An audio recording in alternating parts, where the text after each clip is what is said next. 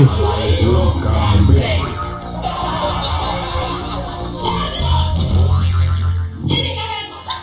lari. Ayo. Belum tahu gimana ya? Mengecilkan yang sekarang besar, tapi membesarkan yang sekarang kecil.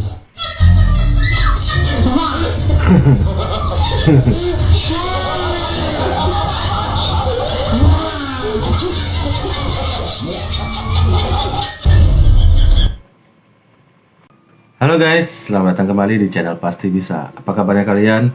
Saya berharap mudah-mudahan kalian semua selalu dalam keadaan segar bugar, sehat walafiat.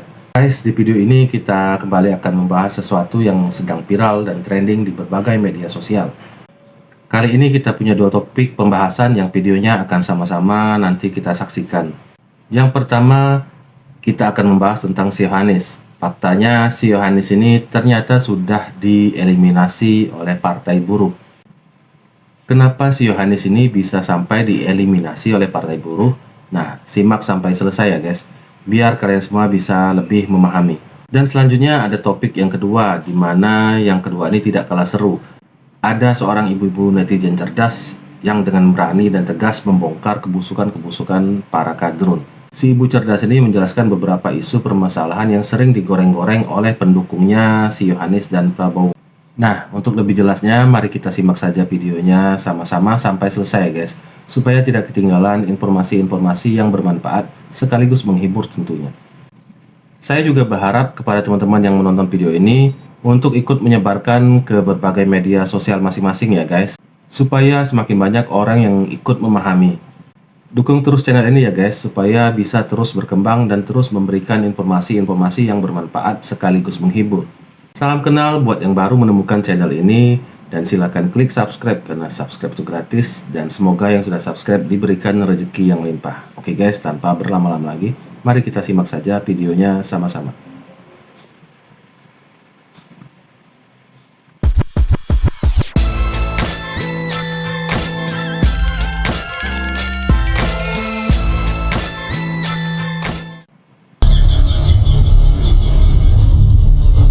Keputusan yang ketiga, dari masa pencermatan Februari sampai September 2023 terjadi perubahan konstelasi capres dan cawapres, terutama dengan dieliminasinya Anies Baswedan. Yang alasan kedua tadi Anies Baswedan yang pertama kan mengobok-obok KSPI dan FSPI. Alasan kedua, kawan-kawan dulu berpendapat belum jadi calon presiden aja sudah tidak amanah. Kawan seiring sejalan dari berita-berita yang kami dapat ditusuk dari belakang. Itu belum jadi presiden. Apalagi jadi presiden. Jadi melebihi petugas partai. Baru tahu dia. Sepertinya karyawan partai. Kalau kawan-kawan dulu maaf ya, saya menggunakan istilah kawan-kawan dulu seperti karyawan partai. Anies Baswedan ini karyawan partai. Tergantung majikan partainya atau pengusaha partainya, ini tanda petik ya, job-job yang berkembang di kawan-kawan buruh. Apalagi kalau nanti jadi presiden, janji tidak janji, 1000 janji bisa dibuat, semanis apapun bisa. Kawan seiring sejalan kata mereka ditusuk dari belakang, apalagi. Nah guys, kalian sudah lihat sendiri kan tadi. Di video tadi kita sama-sama sudah menyaksikan bahwa ketua Partai Buruh ini sudah menjelaskan alasan kenapa si Yohanis ini dieliminasi dari Partai Buruh. Alias Partai Buruh sudah mencabut dukungannya terhadap si Yohanis ini. Itu artinya semakin merosot lagi lah elektabilitasnya si pasangan botol ini. Menurut Partai Buruh, alasan pertama mereka mencabut dukungannya terhadap si Yohanis ini ya karena si Yohanis ini dinilai sudah mengobok-obok KSPI dan PSPI. Dan alasan keduanya, menurut mereka si Yohanis ini memiliki sifat yang tidak baik dan tidak pantas dimiliki oleh calon pemimpin. Menurut para buruh, si Yohanis ini tidak amanah dan tega menusuk temannya sendiri dari belakang. Belum menjadi pemimpin saja sudah seperti itu, apalagi nanti kalau sudah menjadi pemimpin. Itu menurut kaum buruh. Oke guys, mari kita simak lagi, mari kita lanjut lagi. Setelah ini akan ada topik yang kedua yang tidak kalah seru lagi. Simak sampai selesai guys, karena ada informasi yang penting di akhir videonya. Oke, mari kita lanjut. Halo, ya, saya melihat ada sebuah video ini guys. akal sehat yang mengunggah orasi seorang wanita yang memasalahkan tentang ijazah palsu. Pertanyaan saya pada seorang wanita itu, lebih percaya mana Bambang Pri yang hanya drop out, seorang yang tidak punya pekerjaan, ya, hanya menulis seperti itu, tidak punya dasar.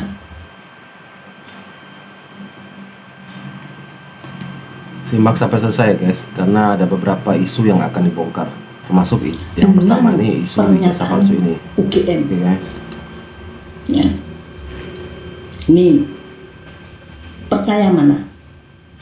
Ini adalah judulnya, ya, yang mengunggah itu adalah akal sehat, ya, seperti itu. Kalau itu dipermasalahkan, ya, ternyata jika kan begitu toh, jika ijazah itu betul palsu, maka semua kebijakan, semua yang diputuskan oleh Presiden Jokowi batal. Itulah tujuanmu. Itulah titipan yang untuk kamu. Titipannya adalah bagaimana caranya. Titipan guys. Bagaimana caranya agar semua kebijakan itu adalah batal. Solusinya itu adalah memakzulkan presiden. Jahat banget. Kan begitu. Dengan cara ijazah. Siapa yang kamu ikuti?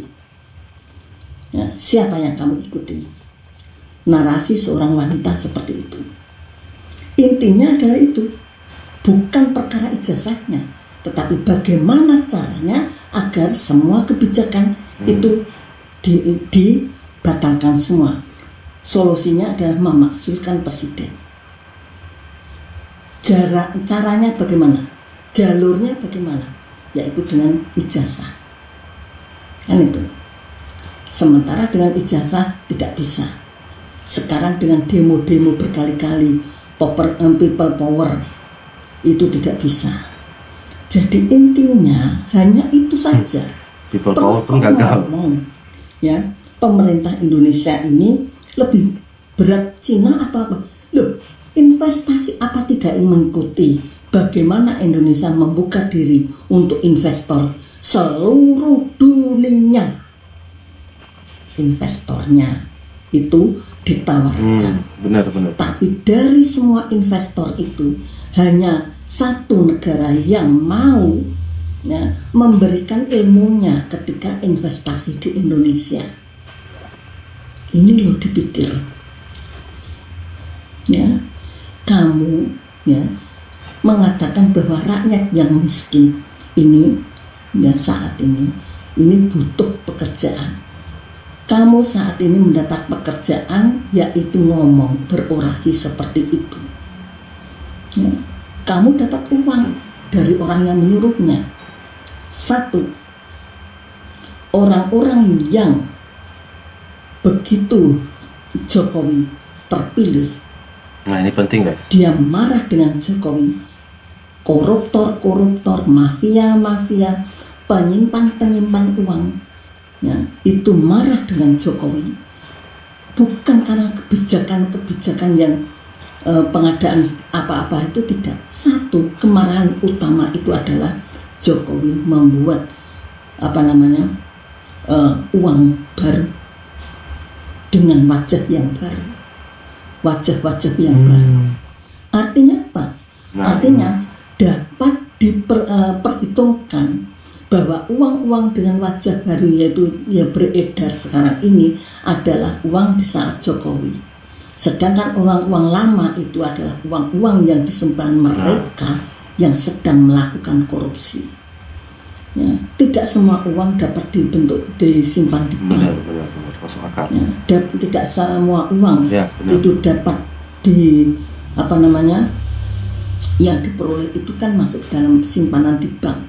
Karena apa? Harus jelas asalnya dari mana. Sehingga untuk keluar uang ini sangat terdeteksi dari mana asalnya. Itu Nah, Jadi iya untuk benar. demo-demo inilah uang itu kamu pakaikan uangnya. Apalagi kalau sudah ratusan miliar, Nah, dapat triliunan. dideteksi gambar seperti ini tahun ini berarti keluaran adalah simpanan mereka. Gitu aja. Ini orang awam loh. Jadi kalau pertanyaannya adalah mengapa pilih Cina? Ya. Sedangkan Amerika saja tidak mau bantu kok. Ya. Eropa apalagi, kan seperti itu. Perputaran ekonomi katanya begitu. Benar, cuman Cina yang mau membocorkan rahasia. Perputaran ekonomi apa yang diminta? Ya. Rakyat miskin mana? Semua beli mobil. Ya. Tidak ada petani sekarang membawa jeraminya itu dengan sepeda, tapi membawa jerami, membakar rumput untuk sapi itu dengan sepeda motor. Itu miskin. Ya. Jadi jangan katakan seperti itu. Jadi orasi yang dilakukan oleh mbaknya itu di dalam video yang diunggah oleh berjudul Akal Sehat itu sejatinya sudah sangat jelas bahwa orasi itu tujuannya adalah membatalkan semua kebijakan-kebijakan yang dibuat oleh Presiden Jokowi. Itu. Nah, kalau menanyakan membuka lapangan kerja, bohong. Ya, mewakili suara rakyat membuka lapangan kerja, bohong. Sudah dibuka di TikTok banyak pembukaan itu, menutup mata. Ya, dibuka lapangan pekerjaan seperti itu pertama yang ada di TikTok. Belum lapangan kerja kalau investor itu sudah ada, hilirisasi berjalan, lapangan pekerjaan akan semakin terbuka. Nah, tujuan hilirisasi itu gitu. Maksulkan, kan yang lucu. Ya. Intinya bukan perkara lapangan kerja, orang nggak beres itu. dengan dimaksulkan itu contohnya, ya, batal hilirisasi. Artinya apa? Ekspor bahan baku tetap ada. Kalau ngomong bahwa kita melimpah, harta Indonesia melimpahnya untuk siapa? Untuk siapa? Selama ini kan bukan untuk rakyat. Ya. Terus yang pakai mobil mewah itu ya siapa? Pejabat siapa yang pakai mobil mewah? Maksudnya selama ini sebelum pemerintahan Pak Jokowi ya guys? Kan seperti itu. Jadi sekali lagi, karena baru di pemerintahan Pak Jokowi itu semua kembali kepada rakyat. Ya, itu sekali lagi itu adalah kelompoknya Rocky Gerung, CS, Amin Rais CS. Nah, ya. Ujung-ujungnya Rocky Gerung, pasti rombongan Rocky Gerung. Denny Indrayana, Rizal Ramli, ya itu saja. Rafli Harun, Jadi itu kayak- sudah itu saja. ya Kelompok paling dikit itu aja putaran mereka. Yang terakhir tadi mungkin maksudnya Said Didu ya guys, bukan Said Akil. Kalau Said Akil mungkin mantan ketua PBNU, itu salah itu. Yang jelas mungkin yang terakhir tadi yang dimaksud ibu tuh Said Didu. Oke guys, sudah kita simak sama-sama topik pembahasan yang kedua ini. Gimana menurut kalian? Kalau ada komentar tambahan ya silakan tuliskan di kolom komentar seperti biasanya ya guys. Menurut saya si ibu ini sangat berani dan cerdas dalam menangkis hoax dan fitnah-fitnah yang tertuju kepada Presiden Jokowi. Ada hal yang menarik menurut saya guys. Ibu ini tadi menjelaskan kalau Pak Jokowi itu membuat uang baru itu tujuannya untuk bisa semakin jelas melacak keberadaan uang-uang hasil korupsi yang selama ini disimpan oleh para koruptor.